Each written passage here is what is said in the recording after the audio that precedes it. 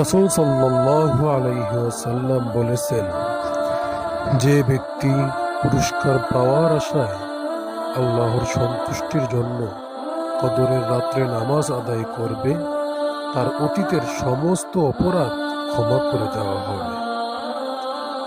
যখন কোনো বান্দা আল্লাহর দিকে দুটি হাত উঠায়, তখন তিনি তা ব্যর্থ বা শূন্য হাতে ফিরিয়ে দেন। জান্নাতে প্রবেশ করার পর আর কেউই দুনিয়াতে ফিরে আসার আকাঙ্ক্ষা করবে না, যদিও দুনিয়ার সকল সম্পদ তাকে দেওয়া হয়।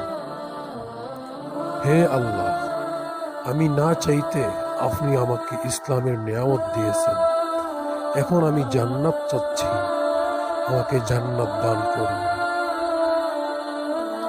তাকে আপনি ব্যস্ততা দেখাচ্ছেন, যিনি সময়ের স্রষ্টা,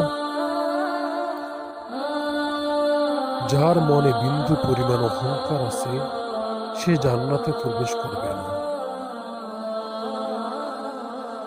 মৃত্যুটা খুব বড় বিপদ নয়, বড় বিপদ ও ভয়াবহ সংকট হলো সেটা যেটা মৃত্যুর পর ঘটবে।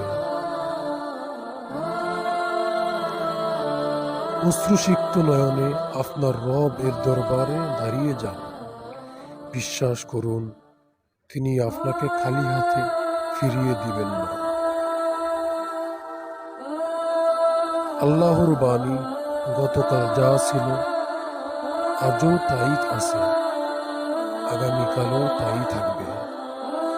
সুতরাং যখন আপনি কোরআন পাঠ করবেন, তখন অভিশপ্ত শয়তান হতে আল্লাহর আশ্রয় প্রার্থনা করুন।